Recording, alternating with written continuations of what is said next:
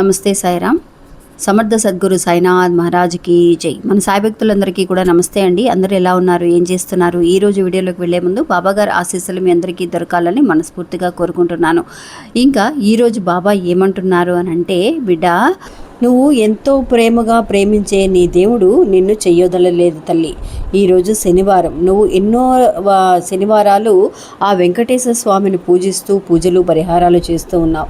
అలాంటి వెంకటేశ్వర స్వామి దగ్గర నుంచి ఆశీర్వాదం అనేది ఈ శనివారం నాడు నీకు దక్కడం అనేది జరిగింది. ఆ దేవుడు, ఆ భగవంతుడు నీకు ఇవ్వాలి అని నిర్ణయించుకున్నారు తల్లి ఈ రోజున. అలా ఇవ్వడం అనేది మొదలైతే కనుక ఆపడం అనేది ఎవరి తరమో కాదు. నువ్వు అనుకుంటూ ఉన్నావు కదా, బాబా నాకు అదృష్టమే లేదు, నన్ను అర్థం చేసుకునే భగవంతుడు కూడా ఎవరూ లేరు ఈ కలియుగంలో అని చెప్పి నువ్వు ఎంతో బాధపడుతూ ఉన్నావు. అలాంటి కష్టాలన్నీ తీరే సమయం అనేది ఆసన్నమైంది అని ఈరోజు ఒక గొప్ప సందేశంతో బాబా మన ముందుకు వచ్చారండి. అంటే బాబా ఏం చెప్పబోతున్నారనేది ఈరోజు వీడియోలో తెలుసుకుందాం. ఇంకా వీడియోలోకి వెళ్ళడానికి ముందుగా మన ఛానల్ ఎవరైతే కనుక కొత్తగా చూస్తున్నారో వాళ్ళు ప్లీజ్ సబ్స్క్రైబ్ చేసుకోండి ఫ్రెండ్స్. మీకు వీడియో నచ్చితే కనుక మరొక 10 మందికి షేర్ చేయండి, ఒక చిన్న లైక్ చేసి సపోర్ట్ చేయండి. మీరు ఇంతవరకు కూడా ఎంతోమంది దగ్గర జ్యోతిష్యం చెప్పించుకొని అలసిపోయి ఉంటారు. కానీ నేను ఒక గురువు గారి గురించి తెలియజేస్తానండి. ఈ గురువు గారండి ఆదికొండ దేవత పూజారి సుబ్రహ్మణ్యరాజు గారు. ఈయన ఫోన్ నంబర్ 9347293375. మాకు జీవితంలో ఎన్నో మార్పులను తీసుకొచ్చారండి ఈయన. అందువల్లే మీ అందరికీ కూడా తెలియజేస్తున్నాను. ఈ గురువు గారు చెప్పింది చెప్పినట్టుగా జరుగుతుందండి. అది కూడా కొన్ని రోజులలోనే. అంటే భార్యాభర్తల మధ్య గొడవలు, విదేశీ ప్రయాణం ఆలస్యం అవడం, ప్రేమ, పెళ్లి, సంతానం లేకపోవడం, కోర్టు సమస్యలు, గృహము మరియు కుటుంబ సమస్యలు, ధనం అనేది చేతిలో నిలబడకపోవడం, నమ్మిన వ్యక్తి మోసం చేయటం, స్త్రీలకు పురుషులకు సంబంధించిన గుప్త సమస్యలు ఎటువంటివైనా సరే కొద్ది రోజులలోనే పరిష్కరిస్తున్నారండి. అది కూడా ఒక ఫోన్ కాల్ ద్వారా. మీరు ఒకసారి ఆయనకి కాల్ చేసి చూడండి. ఇంకా వీడియోలోకి వెళదామండి. నిజంగా బాబా అండి మనకి ఏ సమయాన ఏ దేవుణ్ణి పూజిస్తే మంచిది అని మంచి మంచి దారులు మనకి చూపిస్తూ ఉంటారండి. నిజంగా ఇప్పుడు ఈరోజు శనివారం అండి. శనివారం నాడు ఆ వెంకటేశ్వర స్వామి గురించి మనకి తెలియజేస్తూ ఆయన ఇవ్వడం అనేది మొదలయ్యింది. తల్లి, నీకు నీ కష్టాలన్నీ కూడా తొలగిపోతున్నాయి అని అంటే నిజంగా అండి మనకి బాబా గురించి మాత్రమే మనం తెలుసుకున్నాము. వెంకటేశ్వర స్వామిని పూజించే వాళ్ళు ఎంతోమంది ఉన్నారు.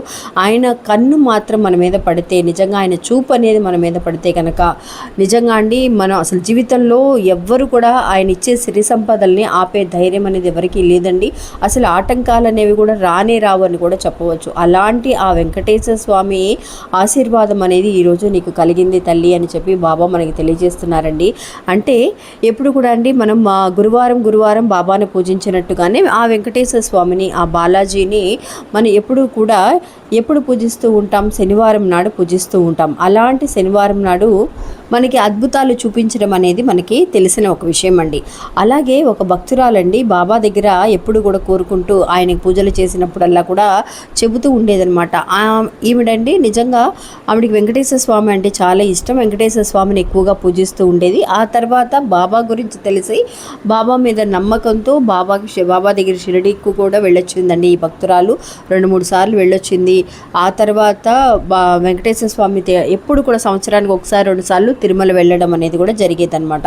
అలాగా నేను ఇంత నమ్మకంతో ఉన్నాను బాబా. నిజంగా ఆ వెంకటేశ్వర స్వామిని ఈ కలియుగ దైవంగా భావిస్తూ సిరి సంపదలను మన కష్టాలని సమస్యలని తొలగించి సిరి సంపదలను ప్రసాదించే కలియుగ దైవంగా నేను ఎప్పుడు కూడా నమ్ముతూ ఉంటాను. అలాంటిది నాకు ఏదైనా ఒక కష్టం అని వచ్చినప్పుడు నేను ఆ వెంకటేశ్వర స్వామిని తలుచుకుంటూ ఉంటాను. అలాంటిది నాకు ఎన్నో రోజుల నుంచి ఒక సమస్య ఉంది బాబా. ఆ సమస్య అనేది ఆ వెంకటేశ్వర స్వామి ఎందుకు నాకు ఇప్పుడు పట్టించుకోవడం లేదు, ఆ కోరిక అనేది ఎందుకు తీరటం లేదు అని చెప్పి బాబా దగ్గర చెప్పుకోవడం అనేది జరిగిందండి. నిజంగా బాబాని ఎలాగానంటే ఒక ఫ్రెండ్ లాగా తనకి ఏదైనా ఒక విషయం జరిగింది, ఇది జరగబోతుంది, ఏం చేయాలి అని చెప్పి ఒక ఆలోచన వస్తూ ఉన్నప్పుడు తను బాబా దగ్గరికి వచ్చి మాట్లాడుతూ ఉండేదన్నమాట. అలాంటిది బాబా అండి ఒకరోజు కలలో కనిపించి, తల్లి నువ్వు ఎన్నో రోజుల నుంచి ఎదురు చూస్తున్నావు కదా, ఆయన చూపు అనేది, ఆ కంటి చూపు అనేది కొంచెమన్నా నా మీద పడి ఉంటే చాలు బాబా, నేను పడ్డ కష్టాలన్నిటికీ కూడా విమోచనం అనేది కలుగుతుంది అని చెప్పి ఎదురు చూస్తూ నా భక్తురాలికి బాబా కలలో కనిపించి చెప్పిన సందేశం అండి ఇది. ఆయన ఇవ్వాలని నిర్ణయించుకున్నారు నీకు. ఇంకా ఆయన ఇవ్వడం అనేది మొదలు పెడితే ఆపడం అనేది ఎవరి తరమో కాదన్న ఒక సందేశం అనేది తన చెవిలో వినపడడం అనేది జరిగిందండి. జరిగిందండి ఆవిడకి. నిజంగా ఇంకా తెల్లవారి పరిగెత్తుకుంటూ వచ్చి బాబా దగ్గరికి వచ్చి చెప్పిందనమాట, బాబా నాకు రాత్రి వెంకటేశ్వర స్వామి దగ్గర నుంచి మీరు నాకు కళ్ళలో కనిపించి ఇలా చెప్పడం అనేది అస్సలు నేను ఎదురు చూడలేదు బాబా, నిజంగా చాలా పెద్ద ధన్యవాదములు అని చెప్పి ఆయన కాళ్ళ మీద పడి ప్రార్థన అనేది, అంటే ప్రార్థన చేయడం అనేది జరిగింది. అంత పెద్ద భక్తురాలండి. మనం అనుకుంటూ ఉంటాం బాబా వినడం లేదని, వెంకటేశ్వర స్వామికి ఎలా తెలియచేయాలి అని చెప్పి అనుకుంటూ ఉంటామండి. బాబా వేరు, వెంకటేశ్వర స్వామి వేరు కాదు. కాబట్టి అన్ని రూపాలు అనేవి అందరూ దేవుళ్ళు ఒక్కటే అని ఎందుకు చెప్తున్నారంటే, మనకి బాబా ఒక గురువుగా పలానా టైంలో ఈ దేవుడికి ఈ గుడికి వెళ్ళండి, ఈ ఆలయానికి వెళ్ళండి అని చెప్పి మనకి మంచి మంచి దారి చూపిస్తూ ఉంటారు.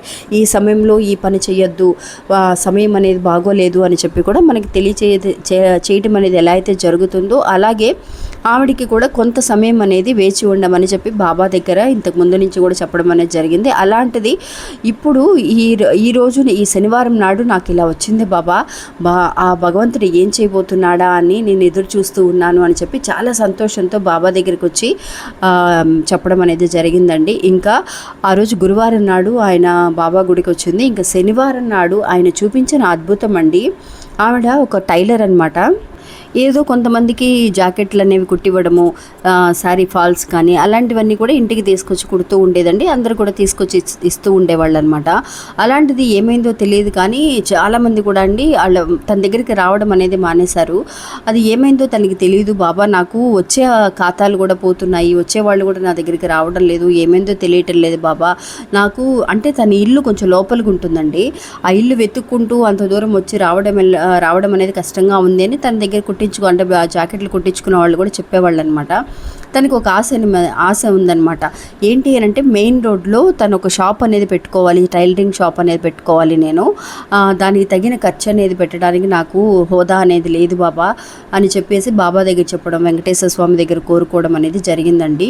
ఆయన చూపించిన అద్భుతం చూడండి ఫ్రెండ్స్. నిజంగా ఒక శనివారం నాడు తనకి ఒక షాప్ పెట్టుకోవడానికి తనకి ఒక అమౌంట్ అనేది, అంటే వాళ్ళ ఫ్రెండ్స్ దగ్గర నుంచి అమౌంట్ అంతా కూడా కలెక్ట్ చేసి ఇంతకుముందు తను ట్రై చేసిన చోటంతా కూడా తనకి మనీ అనేది దొరకడం, షాప్ కూడా అండి తను ఎదురు చూసినట్టుగానే చాలా ఒక మంచి మెయిన్ రోడ్ అండి అది.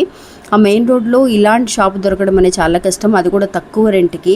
అట్లా దొరకడం మాత్రమే కాకుండా మంచి మంచి ఖాతాలు రావడం అక్కడికి, అది కూడా స్టార్టింగ్ నుంచే పెట్టిన రోజు నుంచే తనకి చాలా మంచి మంచి విషయాలు, ఒక మంచి మనం చూస్తే ఎట్లా అనిపిస్తుంది, ఒక మిరాకిల్ లాగా అనిపిస్తుంది కదా, అట్లాగా తను చాలా ఆశ్చర్యపోయేలాగా మెషిన్ ఆల్రెడీ తన ఇంట్లో ఉంది కాబట్టి తను ఏర్పాట్లు అవి చేసుకుంది. ఇంకప్పటి నుంచి కూడా అందరూ తన షాప్కి వెతుక్కుంటూ రావడం.